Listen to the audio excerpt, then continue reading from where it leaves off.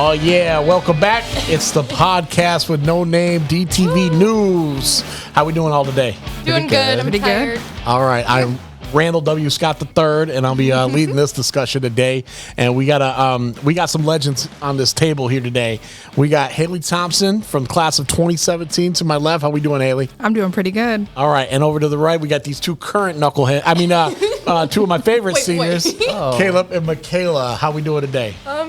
I'm doing okay. I'm tired. Yeah? Yeah. Okay. All right. Well, we're going to wake up a little bit. Okay. We're recording today because this is going to be the 10-year anniversary of the Flint water crisis tomorrow.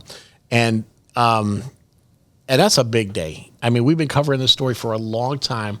A lot of things have happened. A lot of things have changed. And over the years, we've been on top of the story for a long time.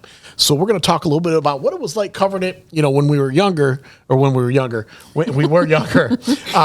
it began, right? And then what it's like covering it now, 10 years later, okay?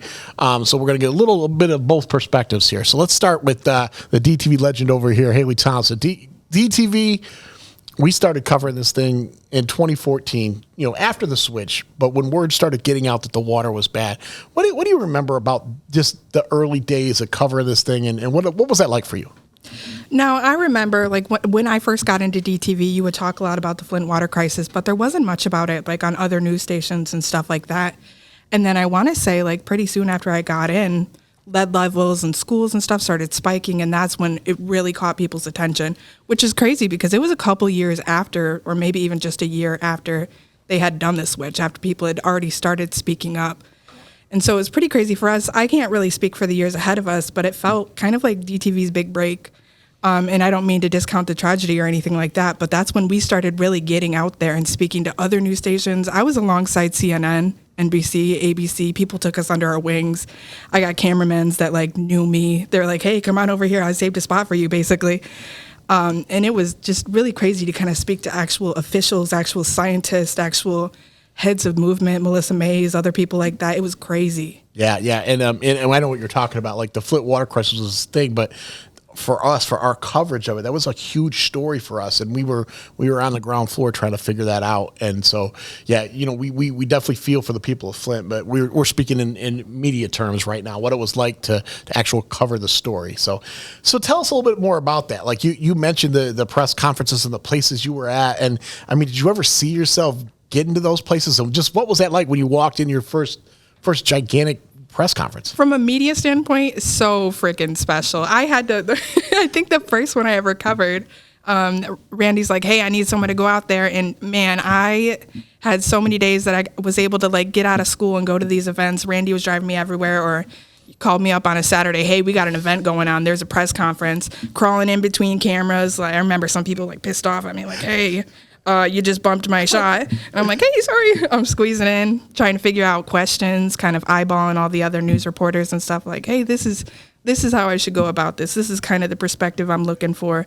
Because when you're a kid, you kind of over accentuate the things that you want to say, or you kind of have a tendency to focus on weird things of the conversation. And so when you're seeing these adults and stuff like that, you're like, oh, this is kind of really inspiring. This makes me want to get out there. And this also helps me just be more well-rounded as a news reporter, basically. Mm-hmm. Okay. All right. I remember one instance, and I'll tell the story before we move to you guys. But I remember one instance, we were covering an EPA press conference, and they were doing something they'd found out about the water. And it was packed. We were in a tiny room, right? And the nation's media had descended on Flint, and it was so packed in there. And we got there late because we had to wait to get out of school. I know exactly. That was my first time. That was your first one? And they had found out that Flint's water bills were way higher than everyone else's for water they couldn't even use, and it's still kind of an issue. Yeah, it's.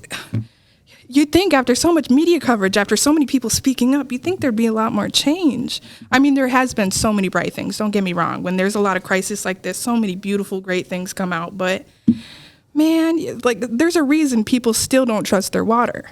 Yeah, no doubt. And I remember at that press conference, there was no room for another tripod.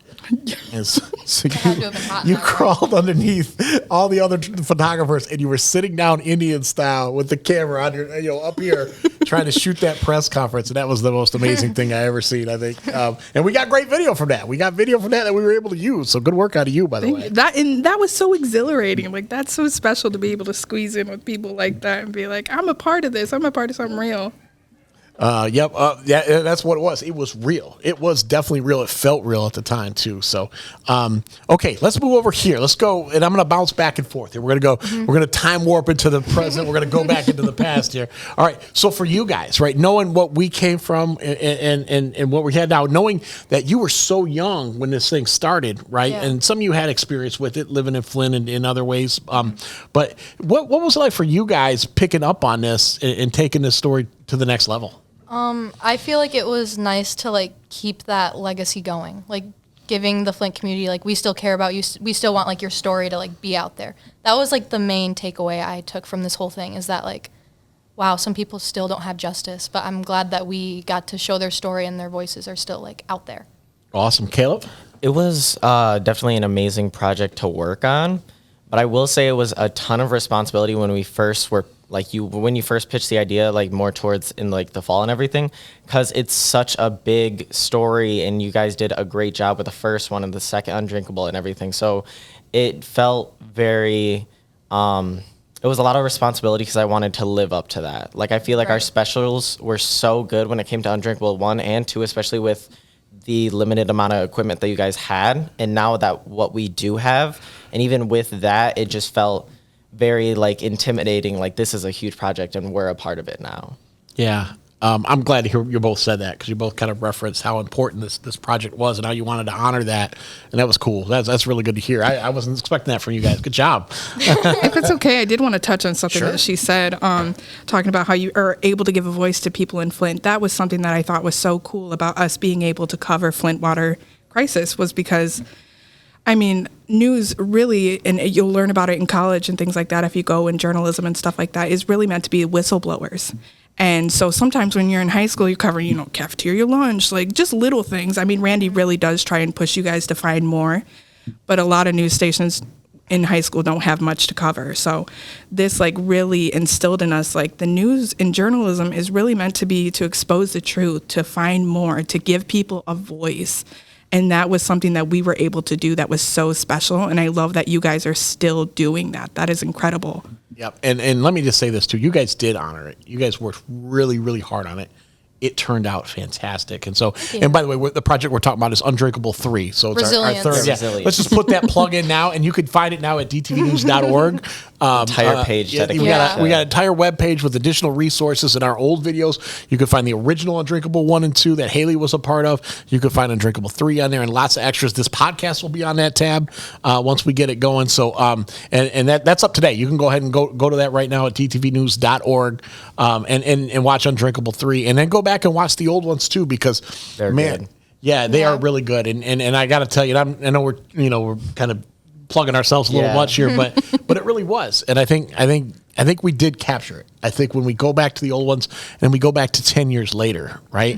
I think we captured it. I think we did a great job of capturing what was. And it's not everybody's story, but it's a lot of stories. There's a lot of stories you'll see, One thing I really like about the first Undrinkable is it really educated. Like, we did timeline platform, which in a lot of things, unless you're like watching a documentary other than ours, you're not really going to see how this came about. Like, people will know about the Flint water crisis, but they don't know why it happened. They don't know that it was because we switched to organic water, and then we had to put so many chlorine levels that just rusted everything out. And so people will be like, well, I got lead in my water and stuff, but it wasn't due to like your literal city switching on you to save a dime and then not listening to people for a long time. Yeah, and I think that's an important part to hit on, is that other cities do have lead problems, but they weren't caused by the government's negligence. Right, by negligence, exactly, right?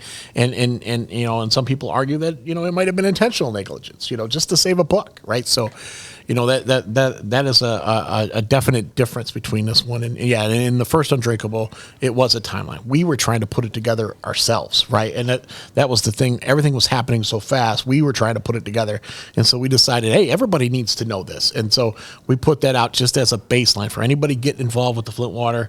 That's the baseline. You start with Undrinkable, and you can figure out the basics. Then Undrinkable 2, we went to more in-depth stories. We got the personal sides of it. We got a lot of the trial or the testimonies and stuff like that were happening. So that kind of happened. And then tell us about what the focus turned to for Undrinkable 3. Basically seeing how the people are 10 years later, like Dr. Mona, like seeing like there's some sad parts where it's like the Flint people still don't have justice and they don't trust like the government. But at the same time, it's like we now have cool programs like RX Kids. We have Melissa Mays, who is now like a well-known activist. We have all these people that still gave the Flint people a voice even through like the hard times. And I feel like it was nice to see them like grow and what has happened like since the beginning. Also, just to build off that, there definitely was a ton of positives, but I also think Undrinkable 3 also highlighted the fact of there are still negatives 10 years later, and those still are to be addressed. Like some of the issues are still to be addressed. A lot of the progress is going by really slow. I mean, 10 years later, and there's still some communities that have lead service lines, and even then, Flint is a very impoverished city, and that was why the water crisis started. And now they're stuck in this cycle of poverty. You can't sell your house. You can't make money. Nobody wants to buy a house in Flint because also the houses themselves had lead pipes in their house. So even if the lead service lines are replaced, you still have lead pipes pumping that water from the service lines into the lead pipes. You're still getting lead water. Yeah. I think it's crazy because the Flint water crisis touches on a lot of things. Environmental racism, which is one thing you just kind of brought up, political issues, the community needing to come together, like just so many things. I feel like the Flint water crisis really kind of encompassed and brought up. Yeah, there is so much. It's so many layers to it, right? It's very what complex. I mean? Yeah, it is. It is. It's not as complex as your guys' outfits today. Did you guys coordinate on purpose? Right? Well, she kind of did. guys look I good. don't know I if I like really had a choice. I mean, we didn't get the memo. We didn't get the baby blue hoodie memo. It's Earth Week, and today was Water Wednesday, and Okay. I told him wear this hoodie tomorrow, but I didn't tell him that I was going to wear this one because I wanted us to match. So but I she wanted planned to, it. I act just like- wore the hoodie that she told me. And then the second hour, I'm like, oh my gosh, we're matching, even though I knew that was going to happen. You look fantastic. I had to say something. you. I'm sorry. I had to say something. Okay. Let's move to the next question, right? Let's start with Haley. Let's start with Haley on this one, and then I want to hear you guys on this too. Have you ever looked back and put in perspective what you did, and just look back on it and just say, "Wow!" Right? Or what was your reaction when you do look back on it? What are your thoughts? That's a better question. I mean, I definitely do. It's so weird to tie this to like a tragedy, but basically that was one of the best times of my life because I felt so involved in the community. I really felt like a go-getter. It really made me want to like become a journalist. And I felt legit, if that makes any sense. Like I didn't feel like just a kid. And when you're in high school and stuff like that, as much as people want to give you a voice, you don't really have a voice. So being in a program like this really felt like I had a voice, and also speaking to other people and hearing their stories, that's a really special thing to me. I remember like covering conferences and going home and watching the stories and just crying and crying and crying because people just were experiencing so many crazy things. And it's crazy to think that as a child, I was doing that. Yeah, and that like the whole Undrinkable, we were all children just putting together a documentary. And we had one teacher and then Amy helping out. She wasn't here all the time. Like she is for you guys. Yeah. She was here like every week maybe. She was feeding us information that she had. Yeah, She still does that. She still does that. She was working at another news organization at the time, feeding us information so we could get to these spots. Yes, So- and I don't know if you guys know how lucky you are. Randy is so connected to so many people and news stuff, and like thank God with those connections, we were able to get a lot of connections to get in a little bit further with the Flint water crisis. And I feel like this also opened up doors for us to like get into the politics and stuff like that, which was really cool and really crazy. It really was. Okay, so you guys are still in it. You haven't really had the chance to look back yet, but is there a perspective you get, or is there some? I try to give you guys perspective when I tell you how important stuff is, but like for you guys' standpoint, what do you feel when you're out doing these stories, or when you bring them back and you finish them? What's your thoughts? I feel like when I went through this, I felt very like fortunate, like seeing like what people truly went through. Like I just like had like, I don't know. It was just like a weird feeling. Some like these people like couldn't drink something that a human body like needs. Like some homes are still dealing with it too. So it's like, now that I think about it, like since like we like released Undrinkable 3, now that I like I just think about it all the time. Like when I'm like drinking water at home, I'm like, there were kids my age, even now probably, that just like can't even have that part of their life anymore. That's how I looked at it. But I also thought that it was just like awesome to just go out there, meet new people, get interviews, get cool shots, go all over Flint. Like it was just a really good like experience. And it's not like something that like other high school broadcasting classes would do. Like you wouldn't see like another high school broadcasting class like going out and getting like hard news about the Flint water crisis. You don't see that. So that was a very good like experience. Yeah. Caleb, go ahead. It definitely made me look back on a lot of memories that I had, because I kind of grew up like on the edge of where like people were getting Flint water and everything. So a lot of the people that I went to school with had to like use Flint water, and it was difficult because I always remember they would show up to school and they'd have rashes on their body and stuff, because sometimes they just couldn't afford to bathe in like bottled water. That's really expensive. And so I knew kids that I was in like third grade, I think, around then. And one of my best friends was going through the crisis and everything, and his home had Flint water. And, you know, like I went over there to spend the night, and just having that feeling of like, we can't turn on the tap. You have to go get a water bottle. It was very different. And back then, I don't think I understood how insane that was. I mean, that's something that everybody needs. And also, they're paying for that water. It's not only that water was just like cut off, it's not their responsibility. They're paying for water they're not using. And if they do use it, they have health issues. I mean, people are coming out of this and they have serious health issues. Melissa Mays and her entire family are unfortunately an example of that. They all have health issues that are still affecting them to this day, just from drinking the water for maybe a few months. And it's crazy because what help is there for them when Yeah. once their body's already like not inebriated, but you know, You like, can't reverse those type of things. exactly. That's and oh, man, that sucks. That really sucks. I remember doing an interview of a mom who was crying because she felt guilty because she didn't know the water was toxic, basically. And she was giving it to her child and messing her child up, and she didn't even know. And there's so many parents in Flint that have that guilt. Right. Yeah, and not only did they not know, they were being told it was safe. Yes, We're in yes. That is compliance, crazy. right? We're in That is compliance. insane.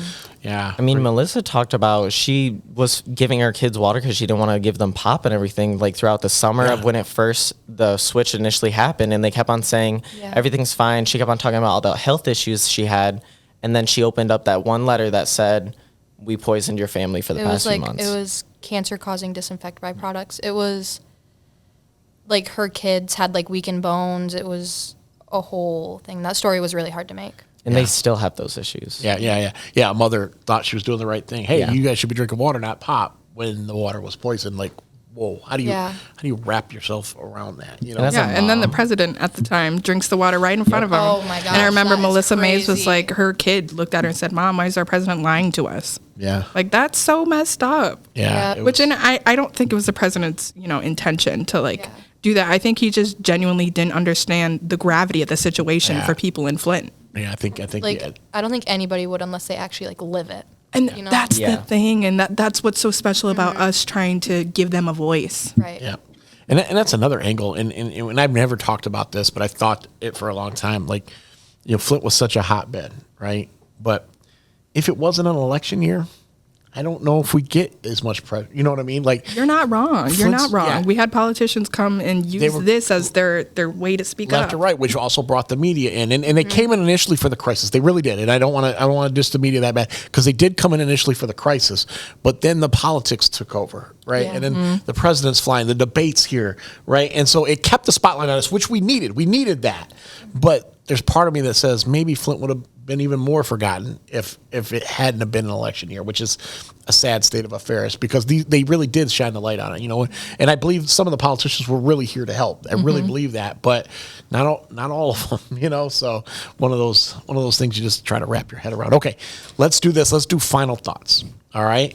And final thoughts and a plug to why people need to pay attention to the undrinkables and the Flint water crisis in general. We'll go opposite way instead. Let's start with Caleb. I think you should definitely watch The Undrinkables just because it's a huge story I don't know, there's so many complexities to the story. There's a political aspect. I mean, there was politicians that were coming to Flint, like you just mentioned, and trying to use Flint as a way to bring their campaign up, I guess. There was a huge, I mean, Flint as a community was poisoned by politicians. Maybe they didn't know what they were doing. Maybe they did. That's not really for us to say. But either way, it happened, and that should be acknowledged that it did happen. There's a ton of repercussions that came from it. Just from that one switch, all these lives are changed. I mean, Flint was a huge city, and I feel like that just hurt Flint so badly. But not only that negative aspect, but coming over to the positive aspect, there's so many programs, there's so many activists, there's so many people that rose above this and brought the community with it. And I think the community throughout the water crisis was the strongest. Now, I don't want to say strongest. Well, you're right, though. Yeah, you're right. Because everybody came together, and it was amazing to see that. I mean, even now, 10 years later, we were talking to people, and it felt very community based. We were filming in Flint, and there was people just stopping by, asking us what we were doing and how our day was. And I just feel like a lot of that might have come from, they went through an awful thing, and now the community is so together, I feel like. Okay. I feel like people should mainly watch it because, one, it's educational, and two, it really is it alters the mind. I feel like when you actually watch all of them back to back. Me and my dad did that, by the way. It was pretty nice. My dad cried at least a couple of times. Aww. And it was just it's hard to see that. It's hard to see that, I feel like if people watch it, they'll realize, oh my gosh, this actually happened. Because some people probably, I've heard some things where people are it wasn't even that big of a deal, but it was. Because we actually went in there and interviewed people 10 years later, and they're I still have the same issues to this day. And it's just it just breaks my heart sometimes. But I just feel like people should watch it because it can really change the way you think. Because I feel like people take water for granted. I feel like people take a lot of things for granted. But if you think about it, those people could not have water, and everybody drinks water every day. So it's they couldn't even do that. So I just feel like nobody really takes it into mind. Whoa, they actually didn't have a basic need in their life. I just think the whole Undrinkable special is just very close to my heart because I got to work on the third one, and all the other ones, it's just I don't know, it's just great. The whole thing is just great. I don't know, my mind is everywhere. There's so many things I could say about it, and I could talk about it for hours and hours, but I'm trying to just simplify it all. But there was a moment, this is kind of changing the subject a little bit. There was a moment where we were anchoring, and we were in downtown Flint, and this guy pulls up on his little scooter. His eyes are all lit up, and he goes, "Mr. President!" to Caleb. That was a fun day, but it was also really long. We were out filming until 7. I know, it was so bad. But the food after was worth it. That was some good food. Churchill's. If you guys haven't been to Churchill's, you need to go. You got to eat, right? If you're a journalist, you got to eat. All right, Haley, what are your final thoughts? Man, kind of like what she said, a lot of people, they've heard about the Flint water crisis, but they don't really know much about it. And so luckily we were close enough that we were able to really get involved and really dive in deep. And I think it's such an issue that so many things can go wrong and not many people know. I remember doing a news story where we were covering people getting lead levels tested, and it had already been media had already brought attention to it over a year ago. And this guy was like, I don't watch TV or anything like that, so I didn't even know my kids were tainted with lead. And so I think it's just really special to be educated on things like this going on in your own community or in your own country, and to kind of be aware, because sneaky things happened with the Flint water crisis, or just a lot of the complexities. There's a lot of things that kind of went into this, and if you're not being aware of what's happening in your community and your home, and you're not speaking up, nothing's going to change. And you could end up in a sad situation like this. Mm-hmm. Okay. Any last thoughts for you? Oh, man, I got a million of them like you. I mean, you saw all the kids grow up through this even 10 years later. Yeah, and you gave us the passion to get into this. Yeah. I don't know about that. You guys brought all the work, man. I just yelled at you guys, told you what to do. But it still does. No, seriously. My quick takeaways, and I'll go quick on this, but you guys put in that work. Right, and that's what we came to do. Right, you guys got to learn real world stuff. We were out there with real media, doing real stories that matter, and you guys answered the bell every single time. And that's not easy to do, right? Like you said, we'd be working late nights, call you the last second, right? And you guys tried to understand the stories and understand the people, and you told great stories. And I think there's probably 70, 80 of students that worked during that time, maybe even more if you count all the years, because we did lots of follow-ups too, even the investigations and the criminal charges. There's so many kids along the way that have done this, and I'm just super proud of every one of you. And I can't tell you the amount of things it did for the people of Flint. All the comments I got back, all the phone calls, right? People still recognize us in the streets when we're out there. If you have that DTV logo and you're on the streets of Flint, you're out there long enough, people are going to say something. Oh yeah, you're the DTV people. You're this, you're that. We still get that. You're the president. That's crazy. You're the president. That's crazy because we're high school. Like we're high school and people recognize us, and that's just great to know that we got their voices out there. Yeah, and then like when you look back at Untraceable and it's got 300,000 views, and you look back at where we were on the front page of the Detroit Free Press for covering this event, right? Like and radio stations were calling us. People were calling us. People were calling us, telling us they didn't have water. Yeah. And we had to set up a hotline saying, hey, unfortunately we can't help you in that stand, but we can set you up with the right people. I know for a month I was delivering, when they were trying to deliver water to handicapped people, we had people calling us. Yeah, there were people that weren't getting water. List, right? So I was dropping cases of water off after work. We'd come in, we'd work on this all day. I'd swing by the fire station. I'd say, hey, look, I'm picking up for 10 people who need water. Throw it in my car, and they were great. Yeah. The National Guard was working at that time, giving water, and they threw it out, and I'd take it to these people who were calling us, and people just didn't have information. They like our switchboard in school was lighting up like it would a news station, like it was the city. It was crazy. It was because people were tuning to us for the latest news. It was nuts because we were reporting the latest stuff and trying to get the in-depth stories, but they were calling us left and right, and it was crazy. But I just think it's crazy how like in desperate times the community comes together. Like it's just like human nature. Like we come together. That's like which that is beautiful. That's a beautiful thing. Yeah. Which also, let me tell you guys, if you guys do want to go into journalism or whatever, an opportunity like this is kind of once in a lifetime. Like not unless you're up with like CNN or something like that. You're having worked in a radio news station, you don't come across stories like this where you really get to connect with people and really get to give people a voice that easily. Like take this into account because this is special. Like this is, and like I said, not trying to demine the tragedy or whatever, but like there's a reason I look back at this and go, this is one of the best times I ever got to have because I got to have so many special experiences I wouldn't normally be able to have. Right. Okay, I'm going to end with one more thing. Just the people of Flint that let us into their homes, right? That told us their stories, that shared us, Thank you. And even the people, the media people that let us into the press conferences, that let us cover the presidential rallies, that let us, all the people that talked to us, Michael Moore along the way, and just everybody. Charlie LaDuff, right? And just let us come into their story, right? That was very awesome, and people that helped us along the way, right? The photographers that saved you a spot, right? Even that, right? The people who helped give us information, like it all mattered, right? And we were doing the same on the other end. I remember helping new reporters, right? So a reporter would come into Flint. I remember helping a couple. They didn't understand it. They just moved to Flint and they had to go cover a water crisis story. I do remember you kind of like, here, this is what happened. This is why this is going on. Yeah, and that's what I'm saying. People don't know. Yeah. And a news reporter to not know that, like they're involved. Like that's sad. Yeah. And I remember a Wall Street Journal reporter one time. They handed us a story. He's like, I can't do that story. I'm working on another story, but these guys are local. Take this story. And it was a story we broke. It was about the Genesee County Labs only having 2 technicians working on all these blood test results. So they were trying to blood test every kid in the county or in Flint, right? And the county health department, they only had 2 techs to process all these tests, which means you wouldn't know your results for another month or so, which means the lead wouldn't even still get, get more lead. And the lead would disappear from your blood after so long.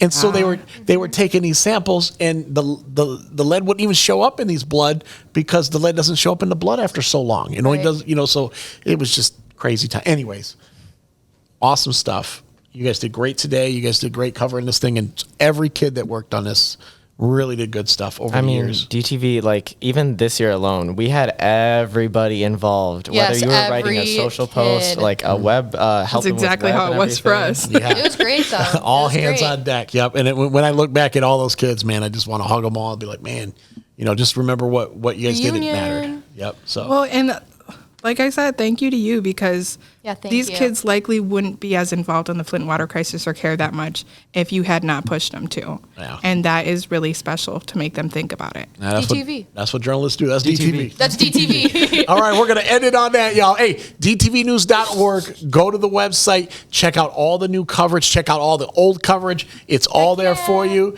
And thanks for tuning in. The podcast you. with no name, DTV. DTV.